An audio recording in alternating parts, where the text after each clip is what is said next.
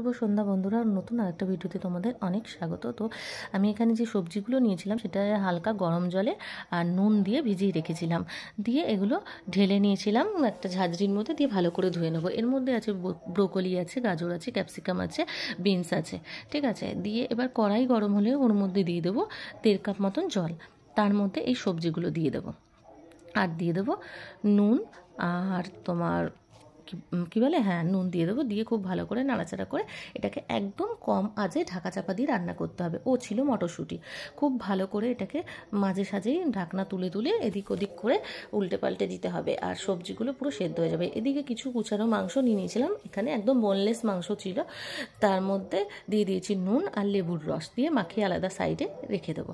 এদিকে দেখো প্রায় আমার একদম সেদ্ধ হয়ে এসছে সবজিগুলো, একদম মানে সেদ্ধ শেষ পর্যায়ে। এই পর্যায়ে কুচানো একটা পেঁয়াজ আর একটা কাঁচা লঙ্কা ফাটিয়ে দিয়ে দেবো।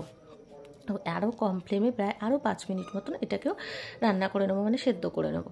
দিয়ে তারপরে এটা একটা আলাদা বাটির মধ্যে আমি ঢেলে নেব। দিয়ে তারপরে যে মাংসটা আছে ওটাকে আমি অল্প একটুখানি সাদা তেল দেবো, দিয়ে মাংসটাকে একদম কম আঁচে প্রায় 10 মিনিট মতন মানে রান্না করে নেব, তাহলে মানে ভেজে নেব আর কি, যাতে মাংসটা সিদ্ধ হয়ে যাবে। এটা কিন্তু তোমরা সিদ্ধ করেও দিতে পারো, একটা বাটিতে জল দিয়ে পরিমাণ মতন জল, বেশি না, যেটুকুনি জল লাগবে সেই আন্দাজে জল দিয়ে মাংসটা সিদ্ধও করে নিতে পারো। কিন্তু আমার মেয়ে বলে সেদ্ধ মাংসটা দিলে ওর নাকি একটু আষ্টে গন্ধ লাগে, তা ও খেতে চায় না, ওই জন্য আমি একটু ভেজে দিয়েছি। দেখো এবার একটু লাল লাল ভেজে দিয়েছি, কারণ মেয়ের ভালো লাগবে বলে, নাহলে সেদ্ধও কিন্তু দেয়া যায়। এবার কড়াইয়ের মধ্যে বাটার দিয়ে দেবো 1 টুকরো। বাটারটা যতটা পরিমাণ দেবে বেশ ভালো, মানে একটু বেশিই দিতে হবে, দিয়ে যাতে গন্ধটা বেশ ভালো হয়। দিয়ে ওর মধ্যে আমি যে ঘষে রাখা যে রসুন ছিল, রসুনটা দিয়ে দেবো আর লাল লাল করে ভেজে নেবো। রসুনটাও কি সবজির থেকে একটু পরিমাণ বুঝে দিতে হবে কিন্তু। আর লাল লাল করে ভাজা হয়ে যাবে যখন, ওর মধ্যে সবজিগুলো ঢেলে দিতে হবে, সেদ্ধ সবজিগুলো দিয়ে খুব ভালো করে এটাকেও নাড়াচাড়া করতে হবে। আর পুরো কম আঁচেই রান্নাটা হবে, আরও 5 মিনিট মতন এটাকে কম আঁচেই রান্না করতে হবে।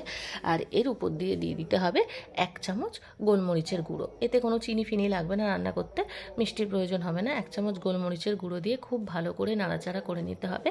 আরও মিনিট 5 মতন, তাতেই তৈরি হয়ে যাবে এই সবজিটি।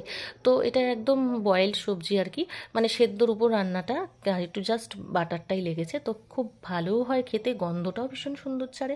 আর এটা সাধারণত ভাতের সাথে খাওয়া যায় না, মানে খেতে ভালো লাগে না।